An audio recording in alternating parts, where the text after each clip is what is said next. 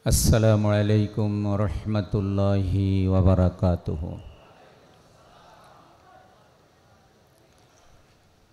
Alhamdulillahi nahmaduhu wa nasta'inuhu wa nastaghfiruhu wa nu'minu bihi wa natawakkalu alayhi wa na'udzu billahi min shururi anfusina wa min sayyiati a'malina. Man yahdihillahu fala mudilla lahu wa man yudlilhu fala hadiya lahu. Wa nashhadu an la ilaha illallahu wahdahu la sharika lah. Wa nashhadu anna Muhammadan abduhu wa rasuluh alladhi arsalahu bil haqqi bashiran wa nadhira wa da'iyan ila Allahi bi idnihi wa sirajan munira. Faqad qala Allahu tabaraka wa ta'ala fi kalamihil majid wal furqanil hamid. A'udzu billahi minasy syaitonir rajim. Bismillahirrahmanirrahim. Kama akhrajaka rabbuka min baitika bil haqq wa inna fariqan minal mu'minina lakarihun. Sadaqallahul azim.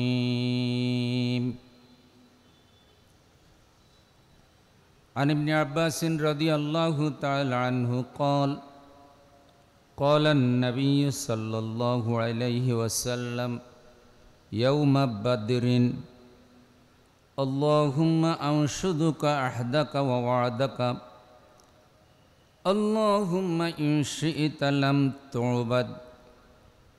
Fa akhadha Abu Bakrin biyadihi faqala hasbuk. Fakharaja wa huwa yaqulu sayahzamul jam'u wa yuwalluna ad-dubur. Rawahul Bukhari. Muhabbater সাথে সকলেই দুরূদ শরীফ পড়ি। আল্লাহুম্মা সাল্লি আলা মুহাম্মাদিন ওয়া আলা আলি মুহাম্মাদ কামা সাল্লাইতা আলা ইব্রাহিম وعلى آل إبراهيم إنك حميد مجيد. اللهم بارك على محمد وعلى آل محمد كما باركت على إبراهيم وعلى آل إبراهيم إنك حميد مجيد. كلمة لا إله إلا الله لا إله إلا الله لا إله إلا الله لا إله إلا الله لا إله إلا الله محمد رسول الله সাল্লাল্লাহু আলাইহি ওয়াসাল্লাম। আশিকে রাসূল সাল্লাল্লাহু আলাইহি ওয়াসাল্লাম অলিকুল শিরোমণি মুজাদ্দেদে মাহফিলে সিরাতুন নবী সাল্লাল্লাহু আলাইহি সাল্লাম।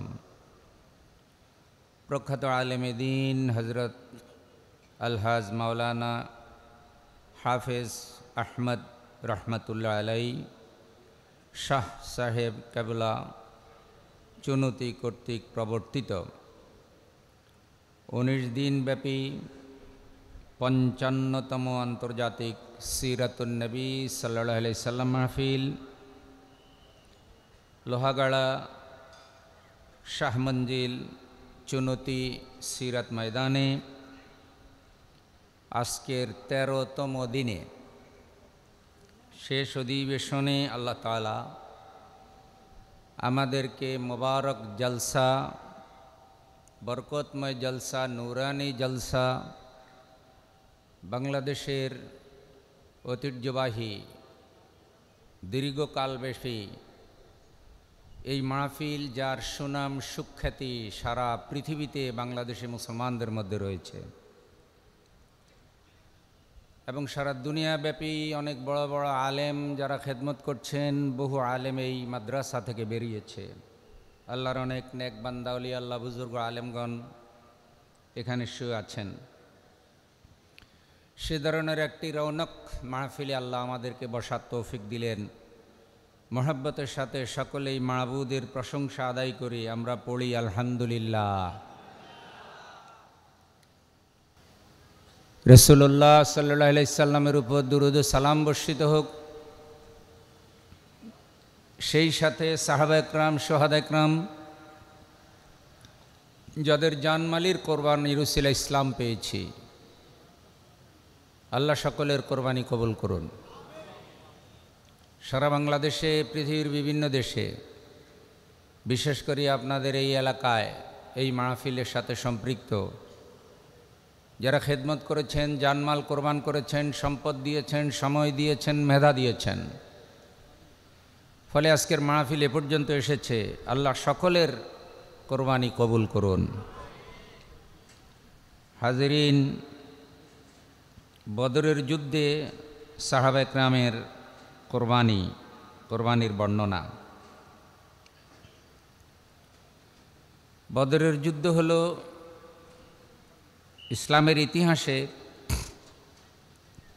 সর্বপ্রথম বড় যুদ্ধ।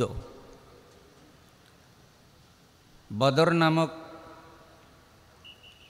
একটি কূপের নিকটে যুদ্ধ হওয়ায় এই যুদ্ধকে গজওয়ায়ে বদর বলা হয়। ইসলামের ইতিহাসে এটি প্রথম সামরিক অভিযান। দ্বিতীয় হিজরির রমজান মাসে 17 তারিখ এই যুদ্ধ সংগঠিত হয়। রাসূল সাল্লাল্লাহু আলাইহি সাল্লাম 12ই রমাদান মদিনা মুনাওয়ারা থেকে বের হন সাহাবীদেরকে সাথে নিয়ে। কোন দিকে যাবেন, কি হবে বিস্তারিত বলেননি। মদিনার গভর্নরের দায়িত্ব দেন হযরত আব্দুল্লাহ ইবনে উম্মে মাকতুম রাদিয়াল্লাহু তাআলা আনহুকে। মদিনা পর্যবেক্ষণের দায়িত্ব দেন রাসূল ফিরে আসা পর্যন্ত হযরতে আসিম বিন আদি রাদিয়াল্লাহু তাআলা আনহুকে।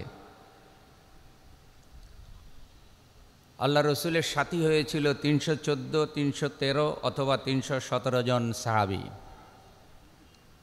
যাদের মধ্যে 86 জন, 82 জন অথবা 83 জন ছিল মুহাজির, বাকিরা ছিল আনসার। দ্বিতীয় হিজরির রমজান মাসের 12ই রমজান রসুল বের হন। কেন বের হলেন? মক্কা থেকে মদিনায় হিজরত করে আসার পরে মক্কার কুরাইশ শক্তি, যারা মক্কা ইসলামকে এবং রসুলকে সাহায্য করতে পারে নাই, তারা ষড়যন্ত্র অব্যাহত রেখেছিল। রসুল সাল্লাল্লাহু আলাইহি সাল্লাম হযরত আবু বকর রাদিয়াল্লাহু তাআলা আনহুকে সাথে নিয়ে হিজরত করেছিলেন।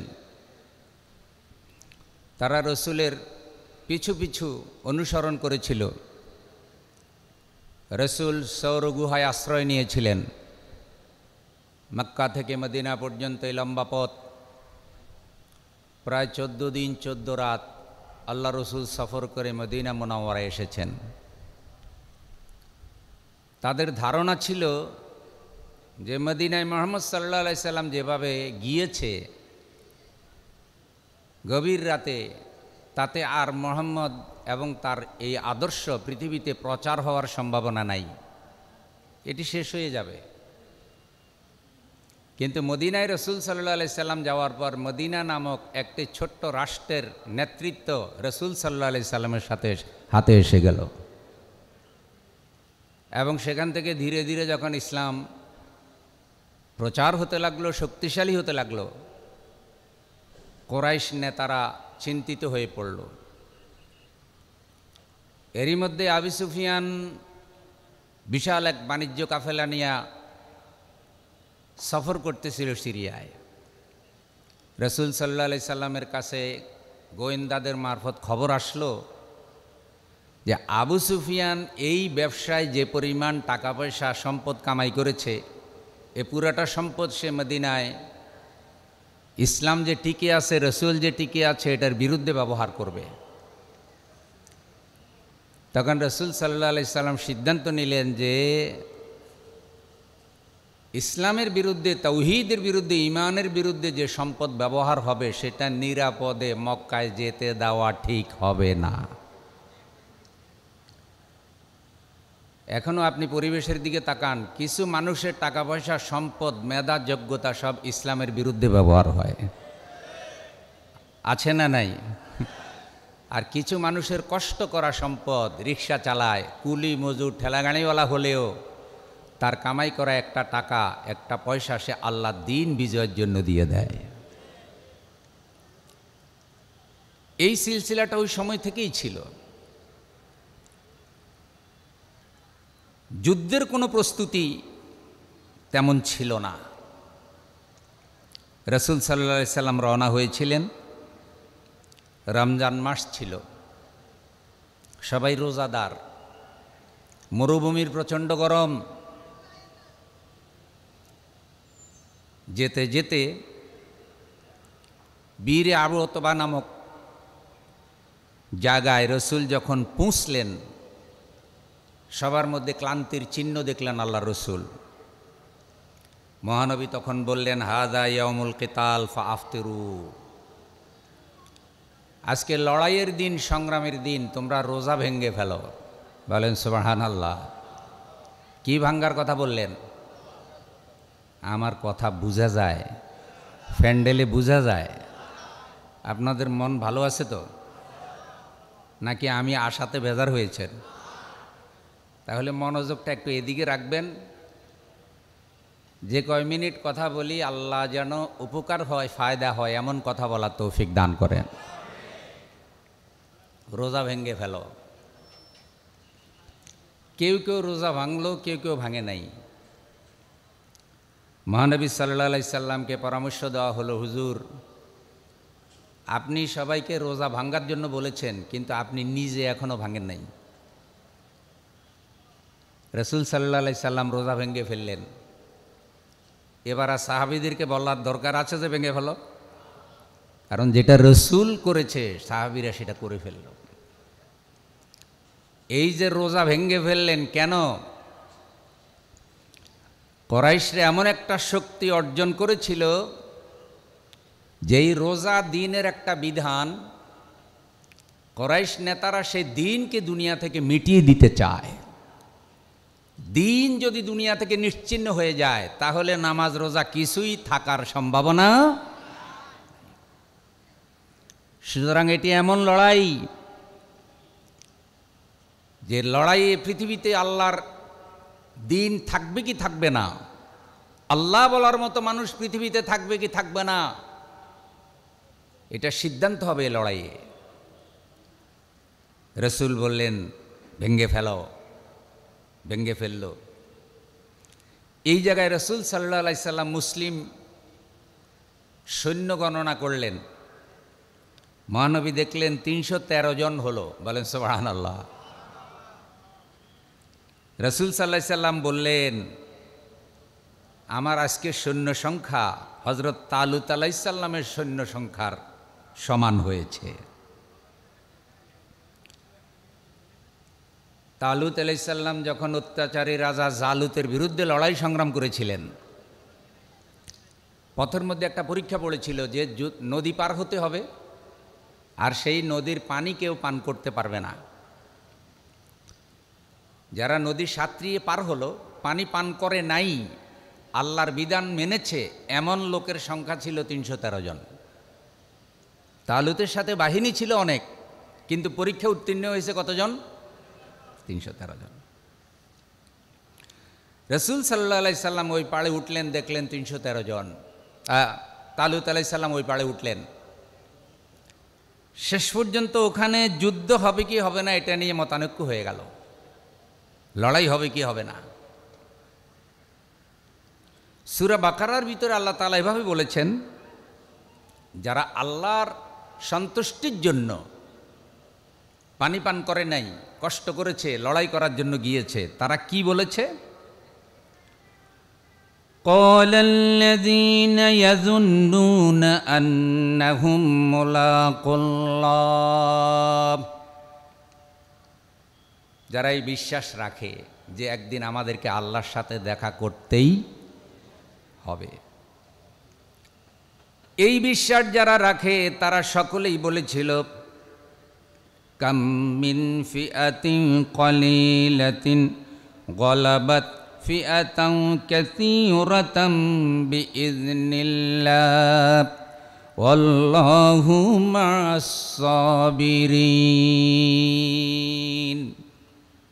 পৃথিবীতে এমন ঘটনা তো ঘটেছে যে আল্লাহ তাআলা অল্প সংখ্যককে অধিক সংখ্যকের উপরে বিজয় দান করেছে, অল্প মানুষকে বেশি মানুষের উপরে বিজয় দান করেছে। এমন ঘটনা পৃথিবীতে অনেক ঘটেছে। আল্লাহু মা'আস সাবিরিন, আল্লাহ সবরকারীদের সাথে আছেন। যখন যুদ্ধের জন্য তারা সিদ্ধান্ত নিল এই 313 জন, তখন তারা সকলেই সাহায্য চাইল আল্লাহর কাছে। সূরা বাকারা 250 নম্বর আয়াত, আল্লাহ রাব্বুল আলামিন বলেন, ওয়ালাম্মা বারাজু লিজালুতা ওয়া জুনুদিহি ক্বালু রব্বানা আফরিগ আলাইনা সাবরান ওয়া সাব্বিত আকদামানা ওয়ানসুরনা আলাল কওমিল কাফিরিন। জালুতের দক্ষ যুদ্ধবাজ সৈন্যবাহিনীর সম্মুখীন যখন তারা হলো, মুখোমুখি হলো যুদ্ধ করার জন্য, আল্লাহর কাছে দোয়া করলো, কান্নাকাটি করলো, রব্বানা আফরিগ আলাইনা সাবরা, আল্লাহ তুমি আমাদেরকে ধৈর্য ধারণ করো, ধৈর্য ধারণ করার তৌফিক দাও, আমরা যেন ওই জালেমের মোকাবেলায় ময়দান ছেড়ে চলে না যাই। ওয়াসাব্বিত আকদামানা, আমাদের কদমগুলোকে যুদ্ধের ময়দানে হকের পক্ষে তুমি মজবুত রাখো। ওয়ানসুরনা আলাল কওমিল কাফিরিন, আল্লাহ আমাদেরকে কুফরি শক্তির বিরুদ্ধে তুমি বিজয় দান করো, সাহায্য করো। জোরে বলেন আমিন।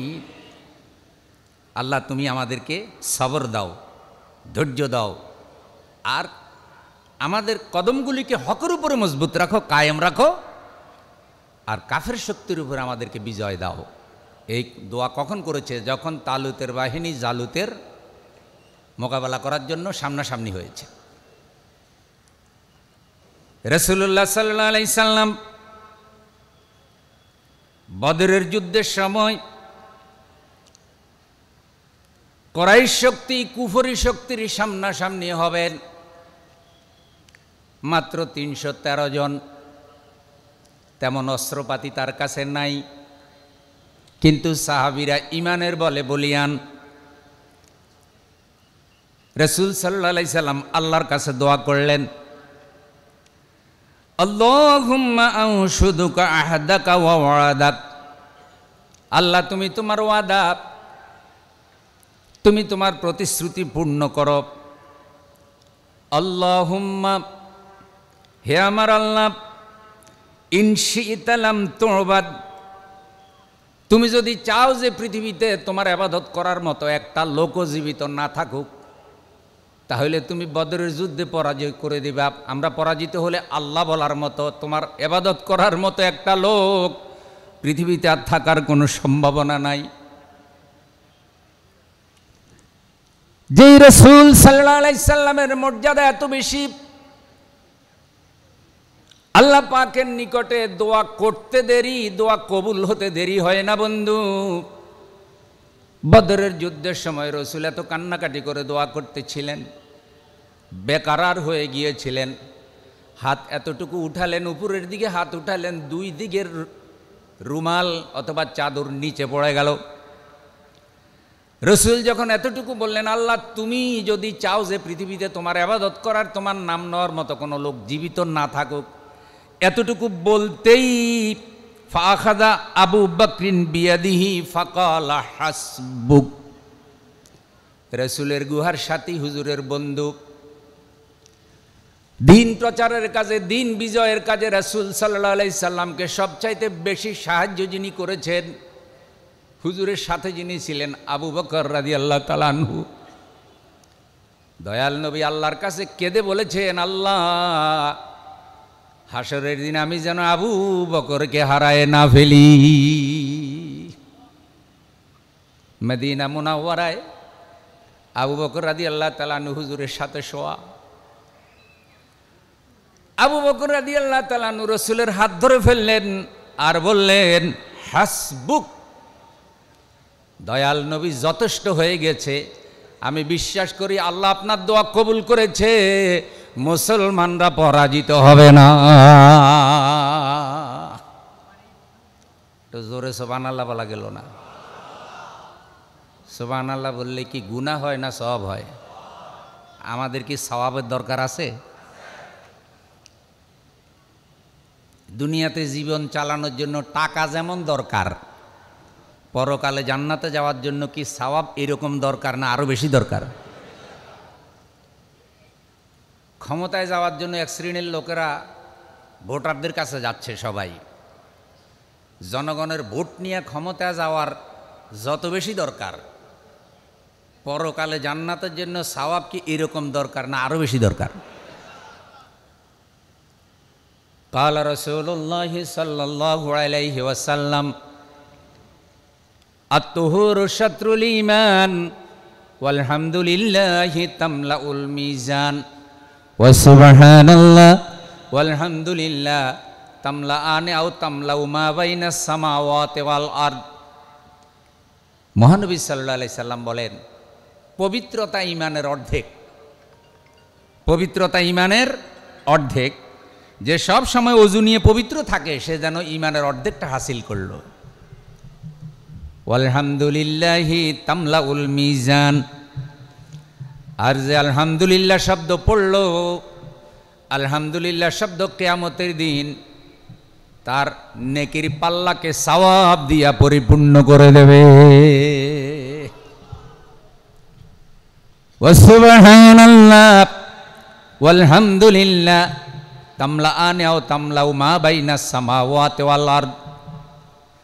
যেই ব্যক্তি সুবহানাল্লাহ আলহামদুলিল্লাহ এই জিকিরগুলো করবে, আল্লাহ পাক তার জন্য আসমান থেকে শুরু করে জমিন পর্যন্ত এই খালি জায়গাটা সওয়াব দিয়া ভরে দেবে। ভাই, জমিন থেকে আসমান পর্যন্ত জায়গাটা সওয়াব দিয়া ভরে দেবে, এটা কি সত্য না মিথ্যা? কত ভাগ সত্য? রাসূলের কথা কত ভাগ সত্য? তাহলে মহব্বতের সাথে বলেন সুবহানাল্লাহ, দুই হাত উঁচু করে বলেন আলহামদুলিল্লাহ, নারায়ে তাকবীর। আবু বকর রাদিয়াল্লাহু তাআলা আনহু বললেন, আপনি যেভাবে আল্লাহর কাছে দোয়া করতেছেন, ইনশাআল্লাহ ইসলাম বিজয় হবে, আল্লাহ আপনার দোয়া কবুল করেছেন। ফাখরাজা ওয়া হুয়া ইয়াকুলু সায়াহজামুল জামউ ওয়া ইউআল্লুনা আদ-দুবর। অতঃপর রাসূল সাল্লাল্লাহু আলাইহি সাল্লাম এই কথা বলে বের হলেন যে তারা পরাজিত হবে, শত্রু দল পরাজিত হবে, পৃষ্ঠ প্রদর্শন করবে, আর আল্লাহ তাওহীদের বাহিনী, ঈমানের বাহিনীকে বিজয় দান করবে। এখন সে বিজয়ের পিছনে সাহাবা একরামের ত্যাগ কোরবানি আছে না নাই? পৃথিবীর কোনো আদর্শ, চাই সেটা ইসলাম হোক আর অন্য কোনো মতবাদ হোক, কিছু মানুষের ত্যাগ, কোরবানি, রক্ত, ঘাম, জান, এগুলি আল্লাহর রাস্তায় দেওয়া ছাড়া কখনো দিন বিজয় হয় না, আর দুনিয়ার কোনো মতবাদ বিজয়ী হয় না। রুশ বিপ্লব যখন রাশিয়ায় হয়েছে সমাজতন্ত্র প্রতিষ্ঠার জন্য, 1 কোটির বেশি মানুষ সমাজতন্ত্রের জন্য জীবন দিয়েছে। যারা ইসলাম বিরোধী দল করে তারাও এইসব দলের পিছনে টাকা পয়সা, জান শেষ করে কি করে না? আপনারা কি ঘুমাইতেছেন? করে।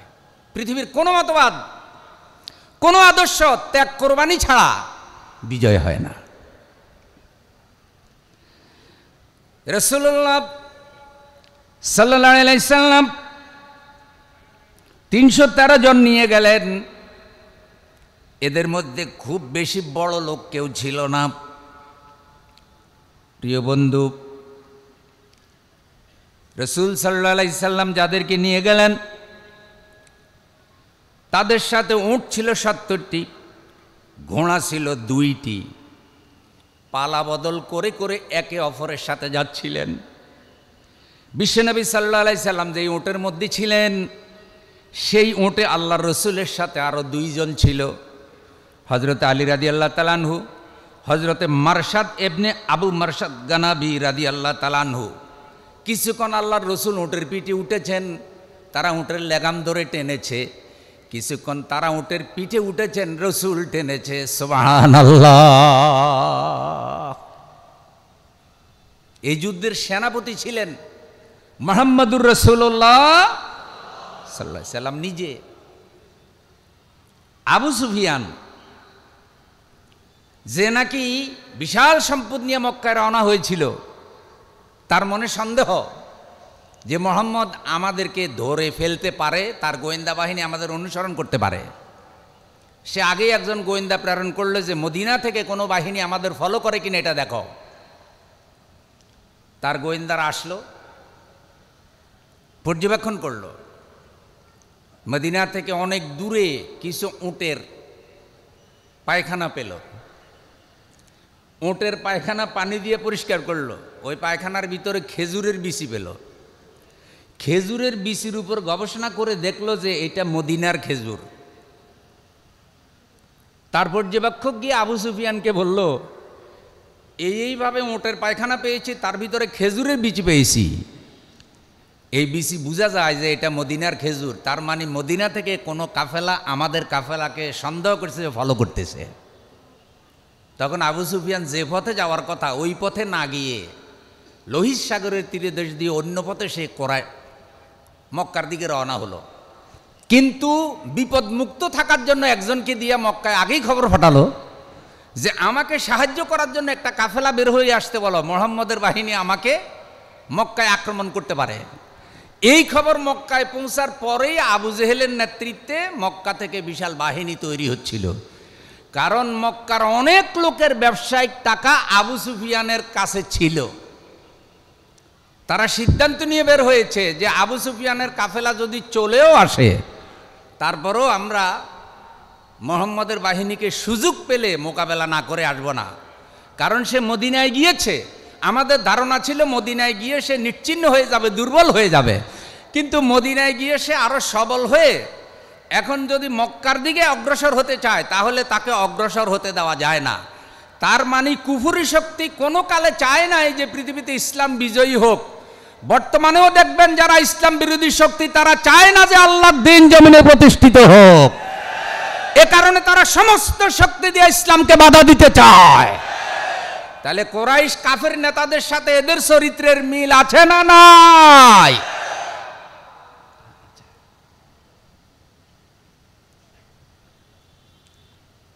আবু সুফিয়ান মক্কার নিকটে গিয়ে খবর পাঠালো যে আমি চলে এসেছি, আমাদের বাহিনীকে মক্কায় ফিরে আসতে বলো। আবু জেহেল সহ যারা এসেছে বিশাল এক নাচনেওয়ালি মহিলা গ্রুপ নিয়ে আসছে, যারা ঢোল তবলা বাজিয়ে নেচে গেয়ে এদেরকে যুদ্ধের জন্য উদ্বুদ্ধ করবে। সবাই পরামর্শ দিল, বের যখন হয়েছি মুহাম্মদকে শেষ না করে আমরা যাব না। প্রিয় বন্ধুরা আমার, রাসূল সাল্লাল্লাহু আলাইহি সাল্লাম যখন দেখলেন যুদ্ধ অনিবার্য হয়ে উঠেছে, এখান থেকে আমরা মদিনায় ফিরে যাওয়া ঠিক হবে না, মহানবী তখন সাহাবায়ে কেরামকে যুদ্ধের জন্য রেডি করলেন। সাহাবীদের মধ্যে কেউ কেউ অন্যরকম মত দিল যে আমরা যেই শক্তি, আমাদের যে অবস্থা, আমাদের মনে হয় যুদ্ধ করা ঠিক হবে না। কিন্তু যারা সিনিয়র সাহাবী হযরত আবু বকর রাদিয়াল্লাহু তাআলা আনহু, হযরত ওমর রাদিয়াল্লাহু তাআলা আনহু, আনসার সাহাবীদের মধ্যে হযরত মিকদাদ রাদিয়াল্লাহু তাআলা আনহু বললেন, ইয়া রাসূলুল্লাহ, ইয়া হাবিবাল্লাহ, আমরা মুসা আলাইহিস সালাম এবং তার উম্মতের মতো বলবো না যে আপনি আর আপনার আল্লাহ লড়াই করেন, এমনটা বলবো না। আপনি আমাদেরকে যে সিদ্ধান্ত দেবেন আল্লাহর উপরে ভরসা করে আমরা সেই সিদ্ধান্ত বাস্তবায়ন করব। আমাদের লাশ জমিনে পড়লেও আল্লাহর রসুলের কথা আমরা কখনো অমান্য করব না। বারদুল গুমাদ একটা ভয়ঙ্কর জায়গা, আপনি যদি আমাদেরকে সেখানেও নিয়ে যান আমরা সেখানে যাব। ওই যে তালুতের বাহিনী বলেছিল, অত্যাচারী রাজা জালুত যতই শক্তিশালী হোক ফলাফল আল্লাহ দেবেন, কিন্তু আমরা আমাদের লড়াই থামাবো না। ফলাফল কি হবে আল্লাহ ভালো জানেন, কিন্তু ইসলাম বিজয় করার এই লড়াই আমরা কখনো থামাবো না।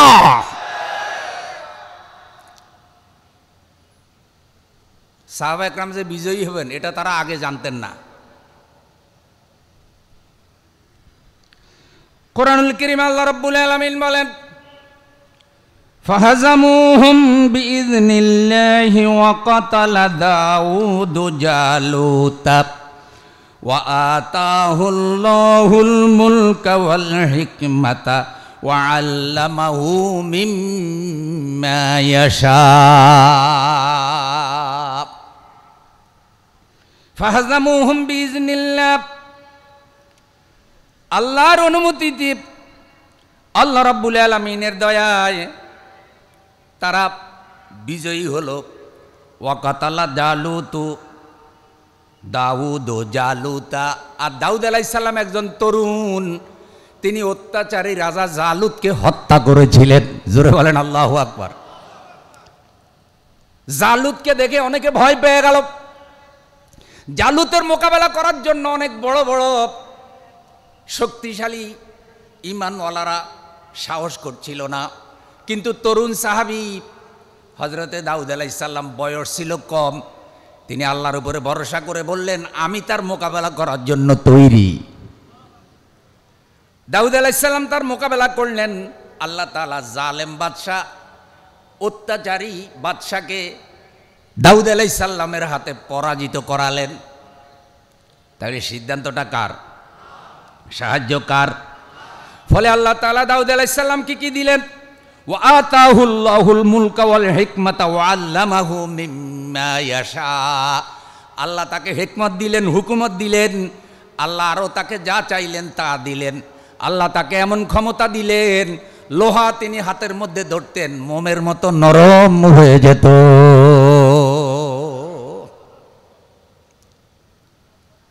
এবার বদরের যুদ্ধে আসেন। সবচাইতে বড় জালেম নেতা, তার নাম আবু জেহেল। কি নাম? হযরত আব্দুর রহমান বলেন, ছোট্ট ছোট্ট দুইটা তরুণ বালক আমার কাছে জিজ্ঞাসা করে, একজন আমার ডানে আরেকজন আমার বামে। আমি চিন্তায় পড়ে গেলাম, আমার ডানে বামে দুইজন শক্তিশালী মানুষ থাকলে ভালো হতো, কিন্তু দুইটা ছোট্ট বাচ্চাকে দেখে আমি চিন্তায় পড়ে গেলাম। এর মধ্যে একজন আমাকে বলে, চাচাজি আবু জেহেল কেডা, আমাদেরকে একটু চিনাইতে পারবেন নাকি? হযরত আব্দুর রহমান বলেন, তোমরা ছোট্ট মানুষ আবু জেহেলকে কেন খোঁজ করতেছ?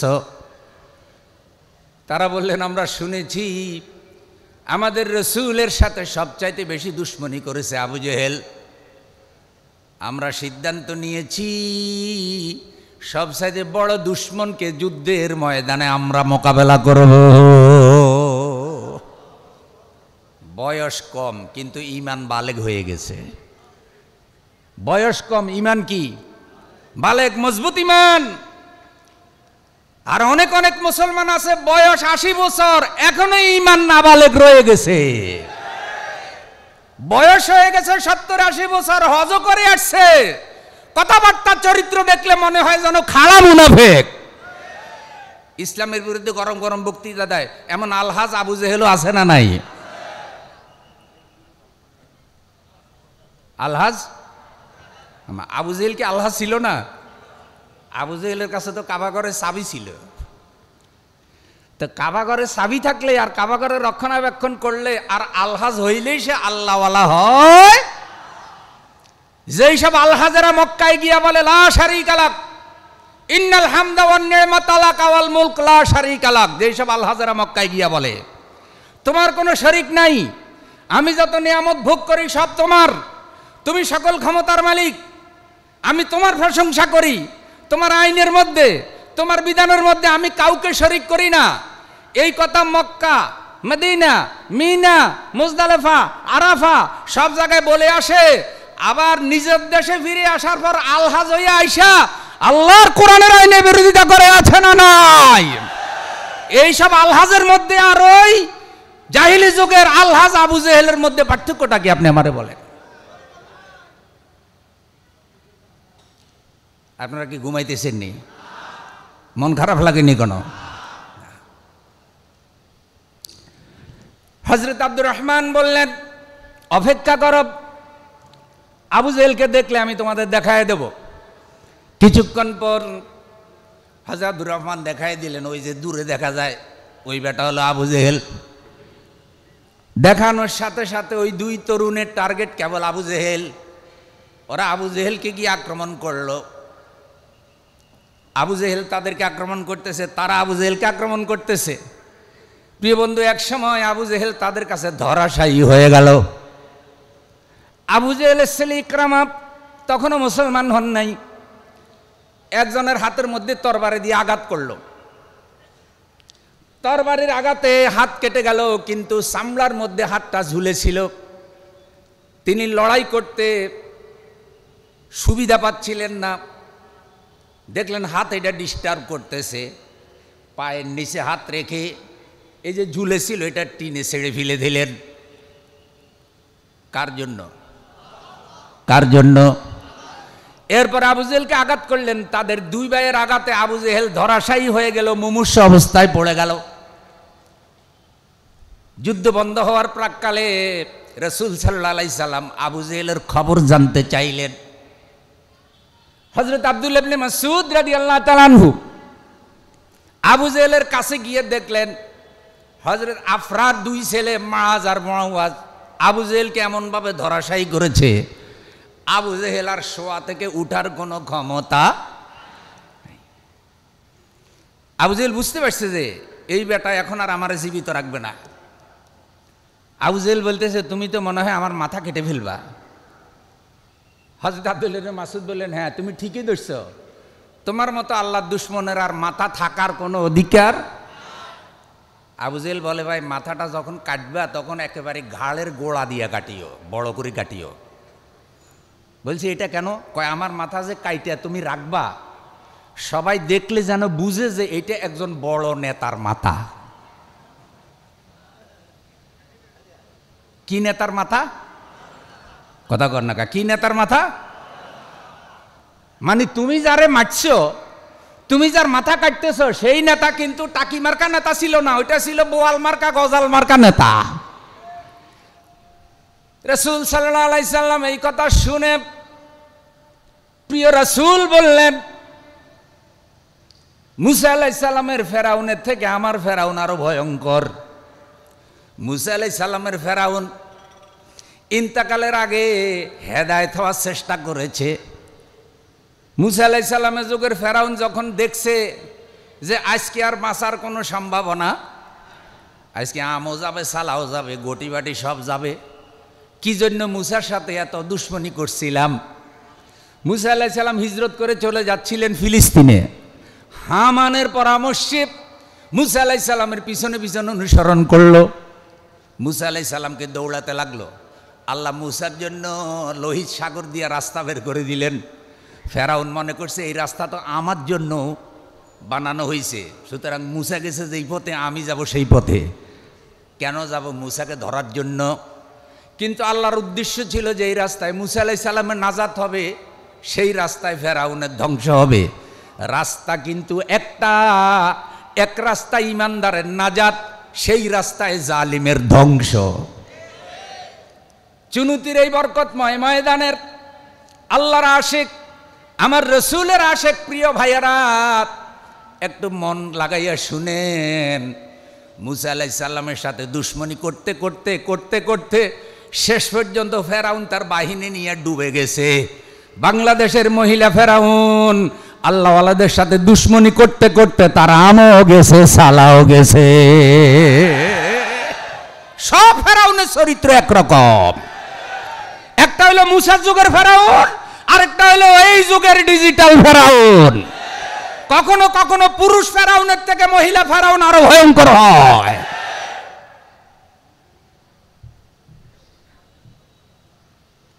মুসার যুগের ফেরাউন মুসার সাথে দুশ্মনী রাখছে। এই যুগের ফেরাউন কোরআনের নকিব আল্লামা সাঈদীর সাথে দুশ্মনী রাখছে। 13 বছর যাকে বিনা অপরাধে জেলখানায় বন্দী রেখেছে, কোরআনের নকিবদেরকে বিনা অপরাধে শহীদ করেছে, তাদের রক্ত ঝরেছে। মনে রাখবেন, যেই জমিনে সাহাবায়ে কেরামের রক্ত ঝরেছে, সেই জমিনে যেমন তাওহীদের পতাকা পতপত করে উড়েছে, যেই জমিনে নিরীহ আলেমদের রক্ত ঝরে, সেই জমিনে ইসলামের পতাকা উড়ে যায়। ঠেকানোর ক্ষমতা কারো থাকে না। তৈরি হতে হবে।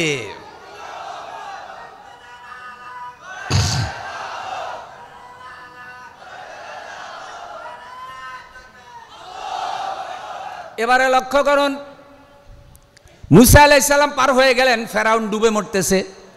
ফেরাউন যে ভণ্ড খোদা এটা তো ফেরাউনে বুঝে।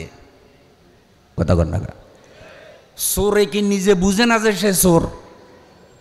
তো ফেরাউন তো বুঝে যে আমি ভণ্ড। এতদিন যা করছি, আজকে যেভাবে ধরছে মুসা আলাইহিস সালামের আল্লাহ আজকে ধরছে। সুতরাং আজকে বাঁচতে হলে মুসার দলে যোগ দিতে হবে। এই কিছু কিছু 2 নম্বর ওয়ালারা দেখবেন যে এইদিকে বিজয় দেখে এইদিকে যোগ দেয়। এগুলা কি হেদায়েত হয়ে আসে না সুবিধা কামানোর জন্য আসে? খবরদার, সুবিধাবাদ এগুলার থেকে সাবধান। কারণ এরা যদি সত্যিকারেই আল্লাহওয়ালা হইতো, তাহলে বিপদের সময়ও এদেরকে ময়দানে পাওয়া যেত। আমি এদের ব্যাপারে বিষোদ্গার করছি না, আমি বলছি সবার জন্যই তাওহীদের দরজা, ইসলামের দরজা খোলা। কিন্তু সুবিধাবাদীদেরকে সাবধানে পর্যবেক্ষণে রাখতে হবে, যেন তারা হকের এই কাফেলাকে ব্যর্থ করে দিতে না পারে। এখন ফেরাউনে চিন্তা করছে আজকে এই সুবানি থেকে বাঁচতে হইলে মুসার আল্লাহর উপর ঈমান আনা লাগবে। ফেরাউন তখন বলতেছে আমানতু বিরাব্বি মুসা ওয়া হারুন। মুসা আলাইহিস সালাম আর হারুন আলাইহিস সালাম যে আল্লাহর উপর ঈমান আনছে, আমিও সে আল্লাহর উপর ঈমান আনলাম। একটু লক্ষ্য করেন, ঘোষণাটা কি সোজা না কিছু ঘুরানো, ফেঁসানো ঘুরানো? ডাইরেক্ট বলে নাই যে আমি আমার আল্লাহর উপর ঈমান আনলাম, বলছে মুসা আর হারুন আলাইহিস সালাম যে আল্লাহর উপর ঈমান আনছে, আমি তার উপর ঈমান আনলাম। বুঝা গেছে এটা হেদায়েতের ঈমান না, এটা হইলো সুবানির ডরে বাঁচার জন্য ঈমান। উনি সত্যিকারে আলহাজ না, উনি ভোটে দাঁড়াবে, তাই মানুষের ভোট নিয়ে দুর্নীতি করার জন্য গায়ে জুব্বা মুখে দাড়ি লাগাইছে। এটা হেদায়েতের দাঁড়িয়া জুব্বা না।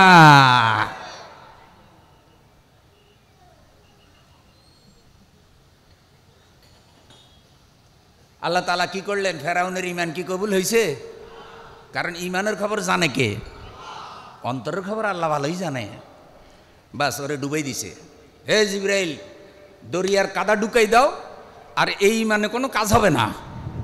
এই মানে কি কাজ হবে না? সারা জিন্দেগি ইসলামের বিরুদ্ধে কাজে লাগাইলো, যৌবনকাল, মেধা, যোগ্যতা, ক্ষমতা সব ইসলামের বিরুদ্ধে কাজে লাগাইয়া, আর এখন তার মরার সময় হয়েছে, এখন বলতেছে আমানতু বিরাব্বে মূসা। এরকম কিছু আছে দেখবেন, যৌবনকাল, শক্তি, সামর্থ্য, টাকা পয়সা সব ইসলামের বিরুদ্ধে কাজে লাগাইছে। এরপরে যখন হঠাৎ করে স্ট্রোক করছে, তখন বলে যে ইমাম সাহেব হুজুর, সুন্নতির হুজুর শাহুর হুজুর, একটু তওবা করাই যান, তওবা করাই যান। এরকম হয় না? না, তওবা ওই মুমূর্ষু অবস্থায় না, তওবা হবে সত্যিকারে তওবা, শক্তি থাকতে তওবা, অতীতের অনুশোচনা, ভবিষ্যতে পাপ না করার ওয়াদা, তার নাম তওবা। ফেরাউনের ওই তওবা আসল তওবা ছিল না, ফলে এটা গ্রহণ। রাসূল সাল্লাল্লাহু আলাইহি সাল্লাম বললেন, যেভাবেই হোক মূসার ফেরাউন মরার আগে ঈমান আনার চেষ্টা করেছে, আর আমার ফেরাউন মরার আগে অহংকার করেছে।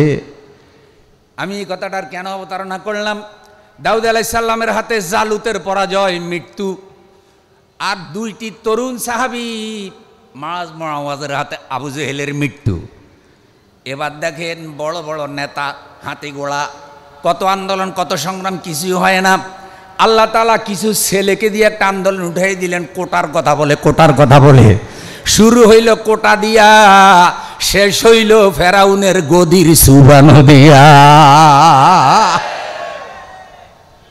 এটাও বেশি বুড়া দিয়া হয় নাই, হয়েছে কি দিয়া? ভাই আপনারা কি আমার ভাষা বুঝেন? যদিও আমি আপনাদের চিটাগঙ্গের ভাষা এখনো ভালো করে শিখতে পারি নাই, আঞ্চলিক ভাষা বলতে পারলে একটু মজা পাওয়া যায় আর কি। তাহলে এটাও শুরু হয়েছে তরুণ দিয়া, ঠিক কিনা বলেন? তরুণরা যেভাবে শুরু করছিল, তারাও ভাবে নাই যে এটা এভাবে শেষ হবে, কেউ কল্পনা করে নাই। অনেক কাশপওয়ালা বুজুর্গ হুজুরেরাও কল্পনা করে নাই। তরুণরা জীবন দেয়, আর ওই হুজুরেরা মহিলা ফেরাউনের ধর্মমন্ত্রীর সাথে বসে বসে চা খায়, এইটা বোঝানোর জন্য যে আমরা আপনাদের সাথেই আছি। বেজার হইয়েন না, কিন্তু বাস্তবতা বলতেছি। প্রিয় ভাইয়েরা আমার, তাহলে কি দেখা যায়?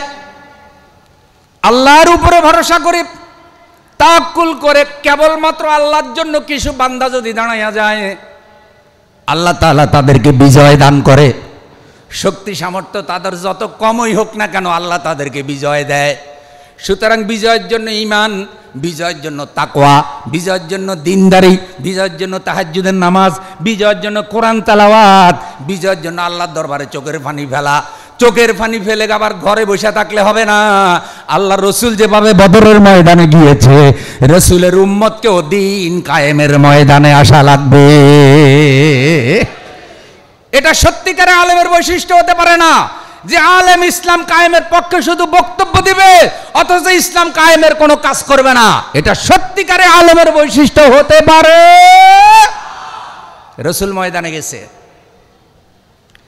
লড়াইটা কিভাবে শুরু হলো আর আল্লাহ কিভাবে সাহায্য করলেন? আমার প্রিয় বন্ধু, প্রথম শুরু হয়েছে মল্লযুদ্ধ দিয়া। প্রথমেই কিন্তু আপনার সবাই মিলে যুদ্ধ শুরু করে নাই। প্রথম পর্যায়ে হয়েছে ব্যক্তিগত যুদ্ধ। যেমন আসওয়াদ নামক এক কোরাইশ যোদ্ধা প্রথম আসলো, রসুলের বাহিনী এইদিকে, কাফেরের বাহিনী ওইদিকে, কোরাইশ বাহিনী। এটা ঘটনাটা বিস্তারিত বলার সুযোগ আমার নাই। সাহাবীরা ছিল পাহাড়ের উপরে, ওরা ছিল নিচে। আগের রাত্রি বৃষ্টি হলো, ওই বৃষ্টির কারণে সাহাবীদের ভালো ঘুম হইল, অন্তরে প্রশান্তি আসলো, রসুল দোয়া করলেন। আর বৃষ্টির কারণে পাহাড়ের যত কাদা সব গিয়ে আবু জেহেলের তাঁবুতে ঢুকলো। তাহলে সাহাবীদের দিক পরিষ্কার, বালি, যুদ্ধ করতে সুবিধা। আর পাহাড়ের যত ময়লা সব বলছে কার তাঁবুতে? আবু জেহেলের তাঁবুতে। কাদা ময়লা, যুদ্ধ করতে অসুবিধা। এর মধ্যে তারা মল্লযুদ্ধ আহ্বান করলো। প্রথম আসলো আসওয়াদ। রাসূল সাল্লাল্লাহু আলাইহি সাল্লাম হযরতে হামজাকে ইশারা করলেন, তুমি তাকে মোকাবেলা করো। হযরতে হামজা সাথে সাথেই কাফের আসওয়াদকে হত্যা করে ফেললেন। দ্বিতীয় পর্যায়ে কয়েকজন হাউজের দিকে দৌড় দিল, যেখানে আল্লাহ রসুল বৃষ্টির পানি জমা করছিলেন। সাহাবীরা যেন যুদ্ধের কারণে তৃষ্ণা লাগলে পানি খেতে পারে, বৃষ্টির পানি ওখানে জমা করছিলেন। তো কাফেররা ওই পানি দেখে ওদেরও তো তৃষ্ণা, ওদের পানি নেই, দৌড় দিছে পানি খাওয়ার জন্য। রাসূল সাল্লাল্লাহু আলাইহি সাল্লাম বললেন ওদেরকে পানি খেতে দাও, ইশারা করলেন। ওরা পানি পান করলো। রাসূল বললেন এবার তাদেরকে হত্যা করো। দেখেন ইসলাম কত মানবিক, আগে পানি খাও, কারণ এটা যুদ্ধের ময়দান। এখানে আবার খুব মহব্বত করে ছাইড়ে দিলে হবে না। যেখানে কঠিন হওয়া সেখানে কঠিন হতে হবে, যেখানে বাতিল হামলা করবে সেখানে বাতিল মোকাবেলা করতে হবে, যেখানে মহব্বত সেখানে মহব্বত, যেখানে প্রতিরোধ সেখানে প্রতিরোধ। তার নাম হলো ইসলাম। নারায়ে তাকবীর। তীর মেরে হত্যা করো। হাকিম বিন হিজাম নামক এক কাফের এখান থেকে বেঁচে গেল। মক্কা বিজয়ের দিন ওই পানি খাওয়ার সময় যে বেঁচে গেছে, সে মক্কা বিজয়ের দিন ইসলাম কবুল করছে। যতকাল বেঁচে ছিল সে, ততকাল তাকে যখন বক্তৃতা দেওয়ার জন্য বলা হইতো, সে বক্তৃতার জন্য দাঁড়াইয়াই বলতো ওই আল্লাহ শুকরিয়া আদায় করি যে আল্লাহ বদরের যুদ্ধের দিন আমার জীবন বাঁচাইছে। আমি যদি সেদিন না বাঁচতাম তাহলে আজকে আমি ইমানের মতো নেয়ামত পাইতাম না। আমি রসুলের দুশমন ছিলাম, আল্লাহ আমাকে ইমানের নেয়ামত দিয়েছেন। আমরাও আল্লাহর কাছে দোয়া করি, আল্লাহ মুসলমান হওয়ার পর, আল্লাহওয়ালা হওয়ার পর যারা কোরআনের শাসনের, কোরআনের আইনের বিরোধিতা করে, আল্লাহ তুমি তাদেরকে হেদায়েত দাও, কোরআনের ছায়াতলে এনে দাও। কোরআন কোনো এক দলের নয়, নবী কোনো এক দলের নয়, আল্লাহও কোনো দলীয় আল্লাহ নয়, নবীও কোনো দলীয় নবী নয়, কোরআনও কোনো দলীয় কোরআন নয়। সুতরাং কোরআনের আইন প্রতিষ্ঠার করার সংগ্রাম কোনো এক দলের নয়, কোনো এক পীর সাহেবের নয়, কোনো এক আলেমের নয়। কোরআন সবার, নবী সবার, আল্লাহও সবার। আমরা যারা আল্লাহর আইন কায়েমের কথা বলি, এক শ্রেণীর মুসলমানরা তখন বিরোধিতা করে, আল্লাহ আমাদের বিরুদ্ধে বদনাম করে, মিথ্যে অভিযোগ দাঁড় করায়। এই মিথ্যে অভিযোগ দিয়া আল্লামা সাইদের মতো নিরীহ মানুষকে যারা জেলখানায় মেডিকেল কিলিং করলো, আল্লাহ বড় বড় আলেমদেরকে যারা হত্যা করে ফেললে শুধু কোরআনের রাজ কায়েম করার কারণে, ওই হত্যা আবু জেহেল আবুল আহাব করে নাই, এই যুগের কিছু নামদারি মুসলমান আল হাজারা করেছে। আল্লাহ তুমি তাদেরকে কোরআনের পতাকা তলে এনে দাও, সবাই মিলে যেন একটা সুন্দর ইসলামী সমাজ আমরা বিনির্মাণ করতে পারি। একটু জোরে জোরে বলেন আমিন। 3 নম্বরে আমের হাজরামি নামক এক ব্যক্তি আসলো। হযরত ওমর রাদিয়াল্লাহু তাআলা আনহুর গোলাম মেহজা রাদিয়াল্লাহু তাআলা আনহু তাকে মোকাবেলা করে শহীদ হয়ে গেলেন। চতুর্থ পর্যায়ে উতবা, সায়বা, ওয়ালিদ, আনসার 3 জন আসলো। রাসূল সাল্লাল্লাহু আলাইহি সাল্লাম হযরত আউফ, মুআজ, আব্দুল্লাহ বিন রাওহা 3 জনকে বললেন তোমরা এই 3 জনকে মোকাবেলা করো। উতবা আনসারদের সাথে মোকাবেলা করার জন্য রাজি হইল না, বললো যে তোমরা আনসার, তোমরা মদিনার লোক, তোমরা আমার শত্রু না। আমার শত্রু হইল মক্কা থেকে যেগুলো হিজরত করে তোমাদের দেশে গেছে সেগুলা।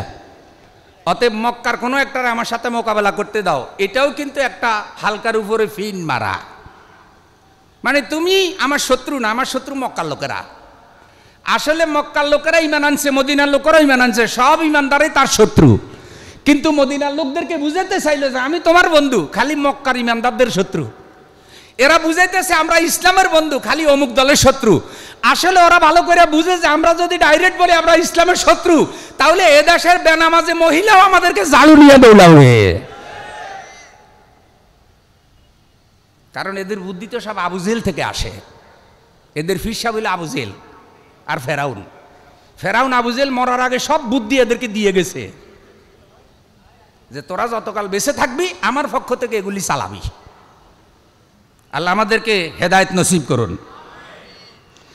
রাসূল সাল্লাল্লাহু আলাইহি সাল্লাম কথা রাখলেন যে ঠিক আছে, কোনো আনসার তোমার সাথে মোকাবেলা করবে না। হামজা রাদিয়াল্লাহু তাআলা আনহু উতবাকে হত্যা করে ফেললেন। হযরত আলী রাদিয়াল্লাহু তাআলা আনহু ওলীদকে হত্যা করলেন। হযরত ওবায়দা রাদিয়াল্লাহু তাআলা আনহু সায়বাকে আহত করেছিলেন।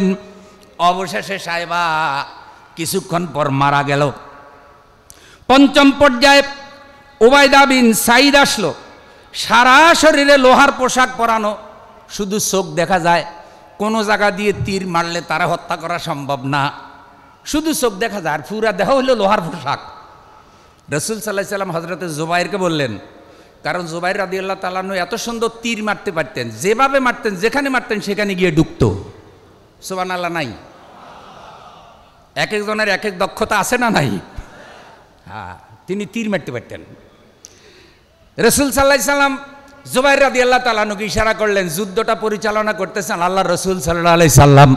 সিরাতের মাহফিলে ভাইয়েরা লক্ষ্য করেন, সিরাত যদি বুঝতে হয় কোরআনের কাছে আসতে হবে, সিরাত যদি বুঝতে হয় হাদিসের কাছে আসতে হবে। কানা খুলুকুল কোরআন, কানা খুলুকুল কোরআন। আল্লাহর রসুলের চরিত্র, আল্লাহর রসুলের সিরাত ছিল কোরআনের সিরাত। সুতরাং যারা মসজিদে আল্লাহ আল্লাহ করে, যায় নামাজে, তাহাজ্জুদের নামাজে চোখের পানি ফেলে, আবার ময়দানে যারা ইসলামের শত্রুর মোকাবেলা করে আল্লাহ দ্বীন কায়েমের সংগ্রাম করে, তারাই সত্যিকারের রসুলের খাঁটি উম্মত। আমরা কি খাঁটি উম্মত হইতে চাই? কারা কারা চাই? নারায়ে তাকবীর। বলেন, হে আল্লাহ, আমাদেরকে আমাদের রসুলের সুপারিশ নসিব করুন। আজকে রসুল জীবিত থাকলে, সাহাবীরা জীবিত থাকলে, বাতিলের মোকাবেলায় যে লড়াই, যে সংগ্রাম করতেন রসুলের রেখে যাওয়া আদর্শ বাস্তবায়নের জন্য, জানমাল দিয়ে আল্লাহ তোমার দ্বীনের পক্ষে আমাদেরকে সে লড়াই করার তৌফিক দাও। জোরে বলেন আমিন। আমি কি কোনো দলের পক্ষে বলছিনি? হ্যাঁ, যেহেতু ইসলাম সবার, নবী সবার, অতএব এই সব কথা সব দলের পক্ষে। যেইটাই এ কথার বিরোধিতা করবে বুঝবেন যে এটা আবু জেহেল মেড ইন 2024 সাল Bangladesh. Abu Jahl made in Mecca, Abu Jahl made in Bangladesh, আছে না নাই? হযরতে জুবাইর রাদিয়াল্লাহু তাআলা আনহু তীর মারলেন, ওই পাপিষ্ট কাফেরের 2 চোখে গিয়ে তীর প্রবেশ করলো, লোহার পোশাক পরিধান করে এসে জমিনে পড়ে গেল। রাসূল সাল্লাল্লাহু আলাইহি সাল্লাম তার বর্ষাটি হাতে নিলেন, আল্লাহর রসুল তার শরণার্থে বর্ষাটা রেখে দিলেন। প্রিয় বন্ধুগণ, ওর মৃত্যু দেখে এবার কাফেররা পাগল হয়ে গেল, একযোগে মুসলমানদের উপরে হামলা করলো। রাসূল সাল্লাল্লাহু আলাইহি সাল্লাম যুদ্ধ পরিচালনা করলেন, 14 জন সাহাবী শহীদ হলেন, 70 জন কাফেররা মারা গেল, আরও বাকি 70 জন বন্দী হলো। এই যে 14 জন শহীদ হলেন, রাসূল নিজে কোরবানি করলেন, রাসূল ময়দানে থেকে যুদ্ধের নেতৃত্ব দিলেন।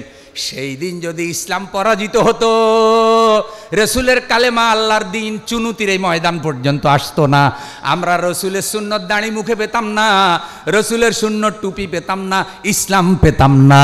তাহলে প্রত্যেকটা আদর্শের পিছনে কিছু মানুষের লড়াই সংগ্রাম আছে। সাহাবীরা সেদিন রক্ত দিয়েছেন, বিনিময়ে আমরা ইসলাম পেয়েছি। আল্লাহ তাআলা রাসূল সাল্লাল্লাহু আলাইহি সাল্লামের সাহাবীদের ত্যাগ কোরবানির উপরে এত বেশি খুশি হয়েছেন, আল্লাহ তাআলা বলেছেন, রাদিয়াল্লাহু আনহুম ওয়া রাদু আন যালিকা লিমান খাশিয়া রাব্বাহ। তাদের ঈমানের উপরে আল্লাহ খুশি হয়ে গেছে, তারাও আল্লাহকে রব হিসাবে পেয়ে খুশি হয়ে গেছে। আমারে জবাব দেন, আমাদের রব কে? আল্লাহর রব হিসাবে পেয়ে খুশি না বেজার? আমাদের দ্বীন ইসলাম, ইসলামকে দ্বীন হিসাবে পেয়ে খুশি না বেজার? আমাদের জীবন বিধান কোরআন, কোরআনকে পেয়ে খুশি না বেজার? আমাদের নবী মুহাম্মদুর রাসূলুল্লাহ সাল্লাল্লাহু আলাইহি সাল্লাম, তাকে রাসূল হিসাবে পেয়ে খুশি না বেজার? সুতরাং আমাদের কোনো হতাশা নাই, লড়াই সংগ্রামে পথে চলবে। এই লড়াই যদি আমাদের জীবন যায়, আল্লাহ হয়তো পরকালে এই উসিলা আমাদেরকে ক্ষমা করে দেবেন। আর এই লড়াইয়ে যদি আমরা বেঁচে থাকি, আমরা গাজী হয়ে বাঁচব, মরলেও লাভ, বাঁচলেও লাভ। তার নাম হইল ইসলাম প্রতিষ্ঠার সংগ্রাম। নারায়ে তাকবীর। শেষ কথা, শেষ কথা। হযরত আবু উবাইদা ইবনুল জাররাহ রাদিয়াল্লাহু তাআলা আনহু, যিনি জর্ডান জয় করেছেন, পাকিস্তানের চিফ জাস্টিস তাকি উসমানী ওনার একটা ভ্রমণ কাহিনী লিখছে। সে ভ্রমণ কাহিনীর নাম, এটা বাংলায় অনুবাদ হয়েছে উহুদ থেকে কাসিউন। তো সেখানে তিনি আবু উবাইদা ইবনুল জাররাহ রাদিয়াল্লাহু তাআলা আনহুর কবর জিয়ারত করে ঘটনা লিখছে। আবু উবাইদা ইবনুল জাররাহ রাদিয়াল্লাহু তাআলা আনহুর কবর জর্ডানে, ওখানে একটা মসজিদ আছে। তিনি জিয়ারত করেছেন, ওখানে দাঁড়িয়েছেন। তিনি বলছেন যে একটা সুন্দর বাতাস আমার নাকে এসে লাগলো, মনে হলো যেন তার কবর মোবারক থেকে মেশকা আম্বরের সুগন্ধি আমি পেয়েছি, সুগন্ধিযুক্ত বাতাস। আবু উবাইদা ইবনুল জাররাহ রাদিয়াল্লাহু তাআলা আনহু বদরের যুদ্ধে তার বাবাকে হত্যা করেছিলেন। খুব খেয়াল করেন, তার বাবা আসছে কাফেরদের পক্ষে, আর আবু উবাইদা ইবনুল জাররাহ রাদিয়াল্লাহু তাআলা আনহু রাসূলের উপর ঈমান এনে গেছে ইসলামের পক্ষে। এখন আবু উবাইদা ইবনুল জাররাহ রাদিয়াল্লাহু তাআলা আনহু দেখলেন যে তার বাবা রসুলকে হামলা করতেছে, তাইলে রসুলের দাম বেশি না বাবার দাম বেশি? কথা কন না, রসুলের দাম বেশি না নেতার দাম বেশি? আচ্ছা, একজন নেতার কর্মীদের উপরে যতটা অবদান, উম্মতের উপরে রসুলের অবদান তার থেকে কম না বেশি? একটা দলের সমর্থকদের উপরে সেই দলের যতটা অবদান, মুসলমানদের উপরে ইসলামের অবদান, সাহাবীদের অবদান তার থেকে কম না বেশি? তাইলে কোনো নেতার বক্তব্য যদি রাসূলের বিরুদ্ধে যায়, কোনো দলের বক্তব্য যদি কোরআনের বিরুদ্ধে যায়, ইসলামের বিরুদ্ধে যায়, তাহলে কি নেতারটা মানবেন, দলেরটা মানবেন, না নবীরটা মানবেন, ইসলামেরটা মানবেন? হ্যাঁ, বুঝাই দেওয়ার দায়িত্ব আমাদের। হেদায়েতের মালিক তিনি। দেখলেন একদিকে তার বাবা, আরেকদিকে রাসূল, একদিকে তার বাবা, আরেকদিকে ইসলাম।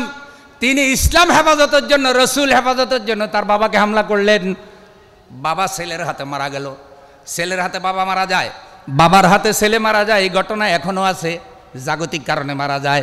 গত করলেও দেখলাম ফেসবুকে এসেছে, এক মা তার 6 মাসের সন্তানকে জবাই করে দিয়েছে অভাবের কারণে। আবার জাগা জমি নিয়ে ঝগড়া করে বাবা সন্তানকে জবাই করছে, জাগা জমি নিয়ে ঝগড়া করে সন্তান মাকে জবাই করছে। এমন ঘটনা এখনো অহরহ ঘটে। রাসূলের যুগে সাহাবা একরাম সাম্রাজ্যবাদের জন্য এগুলো কিছুই করেন নাই, জাগতিক কারণে এগুলা করেন নাই, সবটাই করেছেন আল্লাহর জন্য। যখন তার বাবা মারা গেল তার হাতে, তিনি শিশুর মতো কাঁদতেছিলেন, ইয়া রাসূলুল্লাহ, ইয়া হাবিবাল্লাহ, আমার বাবা যদি আজকে অন্যের হাতে মারা যেত আমি এত দুঃখ কষ্ট পেতাম না। আমার বাবা আমার সামনে কেন পড়লো? আমি এমন হতভাগা সন্তান হলাম যে আমার বাবাকে মারলাম। আমার রাসূল বললেন, লা ইউমিনু আহাদুকুম হাত্তা আন আকুনা আহাব্বা ইলাইহি মিন ওয়ালিদিহি ওয়া ওয়ালাদিহি ওয়ান নাসি আজমাইন। তোমাদের মধ্যে কেউ ততক্ষণ পর্যন্ত ইমানদার হতে পারবে না যতক্ষণ পর্যন্ত আমি রাসূল সাল্লাল্লাহু আলাইহি সাল্লাম তার নিকট, তার মা, তার বাবা, তার ছেলে, তার মেয়ে, তার টাকা পয়সা, তার ধন সম্পদ, এমনকি তার নিজের জীবনের থেকেও আমি রাসূল যতক্ষণ বেশি প্রিয় না হব ততক্ষণ সে ইমানদার হতে পারবে না। নারায়ে তাকবীর। তোমার নেতা, আমার নেতা, একদিকে রাসূল, আরেকদিকে তার বাবা মেরে ফেলল। এখন লক্ষ্য করেন, এই যে পিতার থেকেও ইসলামের ভালোবাসা বেশি, পিতার থেকেও দ্বীনের ভালোবাসা বেশি, তাইলে আমার দল, আমার নেতা, আমার বাপ দাদা ওইটা করছে, এইটা করছে, কারণে আমি এটা ছাড়তে পারবো না। না বন্ধু, কোরআন হাদিসের আলোকে যদি প্রমাণ হয় এটা অজ্ঞতা, এটা জাহালাত। আপনার বাবা, আপনার দল, আপনার দলের গঠনতন্ত্র ইসলামের বিরুদ্ধে, কোরআনের বিরুদ্ধে, নবীর বিরুদ্ধে, আপনাকে আহ্বান করছি, তওবা করে ফিরে আসুন, তওবা করে ফিরে আসুন। এখন নবী নাই, রাসূল নাই, সাহাবীরা এখন আর পৃথিবীতে আসবে না। এখন কালেমার দাওয়াত পৌঁছায় দেওয়ার জন্য আলেম আছে, শাহ সাহেব কাবলার এই মাহফিল আছে, ওলামা একরাম ইসলামের আলোকে আলোকিত করছে। আপনাদেরকে সেই ইসলামের দিকে ডাকছি, যে ইসলামের ধ্বংস নাই, আল্লাহ চিরকাল আছেন, থাকবেন। ইসলাম সকলের জন্য, তন্ত্রমন্ত্রের দিন শেষ, আল কোরআনের বাংলাদেশ। বাতিল মতবাদ, কোরআন বিরোধী মতবাদের বুকে লাথি মেরে দলে দলে সবাই ইসলামের দিকে ফিরে আসুন। স্বাধীনতার পরে বাংলাদেশে এত সুন্দর সুযোগ আর আসে নাই, আল্লাহ দয়া করে এবার যেই সুযোগ করে দিয়েছেন। সুতরাং যারা অতীতে ভুল করেছেন, যারা অতীত ইসলামের বিরোধিতা করেছেন, আপনাদেরকে আহ্বান জানাই, মক্কা বিজয়ের দিন বহু লোক দলে দলে ইসলাম কবুল করেছে। সেই দিন হয়তো বেশি দূরে নয়, সব আলেম ওলামারা, সব পীর বুজুর্গরা একসাথে ভূমিকা রাখলে আল্লাহ হয়তো ইসলামের পক্ষে বিজয় দিতেও। আর সে বিজয় শুধু আমি কেবল রাষ্ট্রীয় বিজয় বলছি না, আমলের বিজয়, ইমানের বিজয়, কোরআন সুন্নাহ শিক্ষার বিজয়, মাদ্রাসা শিক্ষার বিজয়, পর্দার বিজয়, আমাদের ইসলামী আদর্শের বিজয়। ব্যক্তি, পরিবার, সমাজ সব যখন ইসলামের রঙে রঙিন হবে তখনই সত্যিকার ইসলাম বিজয় হবে। সেই ইসলামের পক্ষে বদরের যুদ্ধের আলোকে আল্লাহ যেন আমাদের জানমাল ইসলামের পক্ষে কোরবানি করার তৌফিক দান করেন। ইন্না সলাতি ওয়া নুসুকি ওয়া মাহইয়ায়া ওয়া মামাতি লিল্লাহি রাব্বিল আলামিন ওয়া আখিরু দাওয়ানা আলহামদুলিল্লাহি রাব্বিল আলামিন। ওয়াসসালামু আলাইকুম ওয়া রাহমাতুল্লাহি ওয়া বারাকাতুহু। আলহামদুলিল্লাহ।